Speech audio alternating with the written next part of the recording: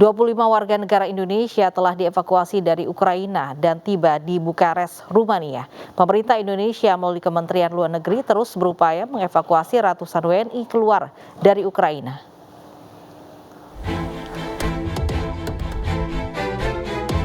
Konflik yang terjadi di Ukraina turut berdampak ke ratusan warga negara Indonesia yang tinggal di sana. Pemerintah terus berupaya mengevakuasi ratusan WNI agar keluar dari negara tersebut. Dari foto yang diunggah Kementerian Luar Negeri, para WNI sedang berbaris hendak memasuki bus untuk evakuasi.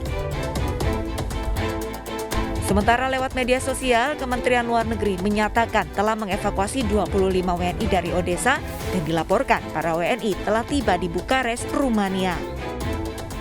Kemlu juga menyatakan pemerintah terus mengupayakan evakuasi seluruh WNI dari berbagai kota di Ukraina. Kemlu memastikan keselamatan dan keamanan WNI menjadi prioritas utama. Sebelumnya, Kemlu menegaskan WNI akan dievakuasi ke Polandia maupun Rumania melihat perkembangan situasi di lapangan. Total, ada 153 WNI yang berada di Ukraina dengan terbanyak tinggal di ibu kota Kiev. Kita beralih ke informasi lain, pemirsa, sampah tak selamanya harus dibuang. Lewat kreativitas, sampah dapat menjadi sesuatu yang berguna dan menghasilkan pundi rupiah. Zainuddin Putra Aceh dapat memanfaatkan limbah botol bekas menjadi sofa yang mewah dan dapat meningkatkan taraf hidup keluarganya.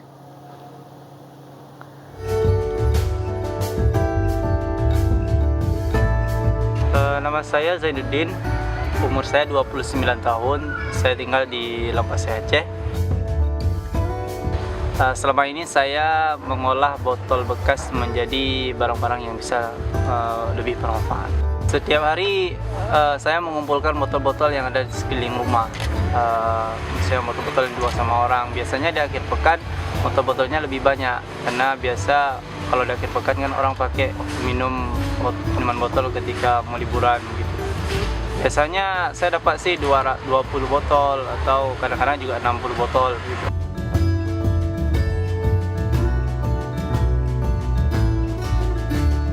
Setelah botolnya saya bersihkan, habis itu saya keringkan dengan cara saya gantungkan begini. Kemudian baru saya ikat, dia berbentuk lingkaran. Itu nanti tergantung pemesannya gitu.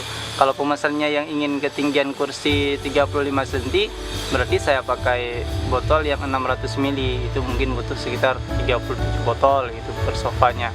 Jadi kalau misalnya pemesannya butuh yang ketinggian 46 cm, itu berarti kita gunakan botol yang 1,5 liter. Itu cuma butuh 19 botol. Diikat berbentuk lingkaran, setelah diisolasi, kemudian baru dia dibalut dengan kain sintetis.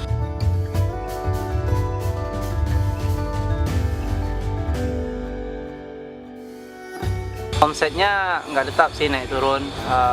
Ya kadang-kadang saya bisa dapat menghasilkan hingga 3 juta rupiah per bulan gitu, tergantung pembelian dan orderannya gitu. Ya alhamdulillah ini sangat membantu perekonomian keluarga saya. Dalam sebulan bisa laku 5 sampai dengan 7 sofa.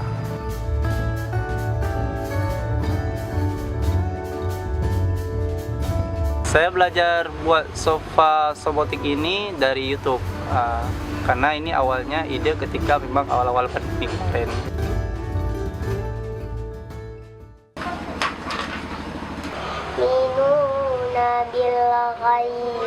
Selain bikin sobotik, sofa ini saya juga ngajar anak-anak ngaji, anak tetangga.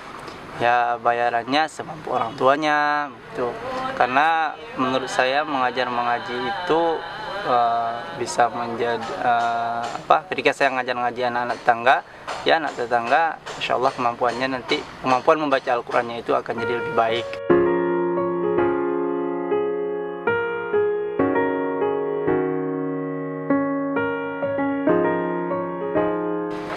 Karena dengan usaha sobotik ini kebutuhan keluarga kami lebih tercukupi, sehingga kami bisa hidup lebih damai.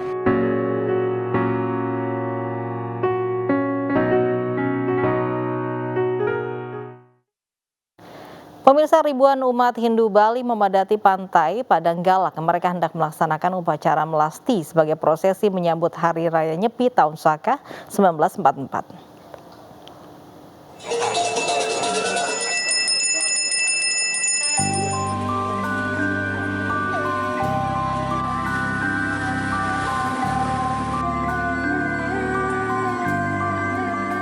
Serangkaian ritual dengan mendatangi sumber air ini mulai dilakukan umat Hindu Bali dalam menyambut Hari Raya Nyepi Tahun Saka 1944. Warga membawa sarana upacara dan pretima yang akan dibersihkan dalam upacara melasti. Pantai Padanggalak Denpasar salah satu pantai pelaksanaan upacara melasti. Melasti tahun ini dilakukan dengan penerapan protokol kesehatan yang ketat dan pembatasan jumlah umat yang hadir. Setiap banjar hanya diperbolehkan dihadiri 20 orang umat.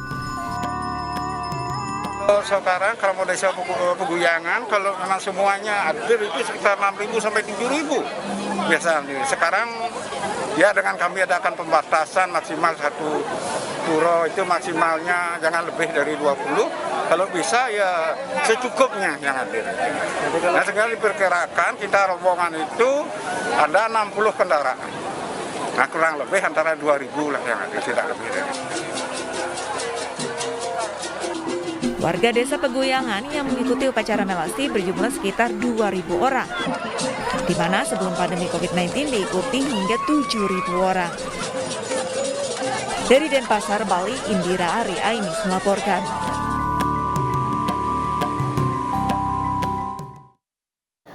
Dan pemirsa, usai sudah Inyu Siang hari ini, pandemi akan dilalui dengan saling jaga dan peduli. Mari kita jaga diri dan mengingatkan selalu patuh protokol kesehatan, pakai masker dan jaga jarak. Ya, pemirsa, mari konsisten menjaga imunitas tubuh dengan vaksinasi dan olahraga secara teratur. Bersama kita menanggulangi wabah COVID-19. Saya Pram Senjaya dan rekan saya Loviana Dian, pamit undur diri pemirsa. Selamat beraktivitas dan sampai jumpa.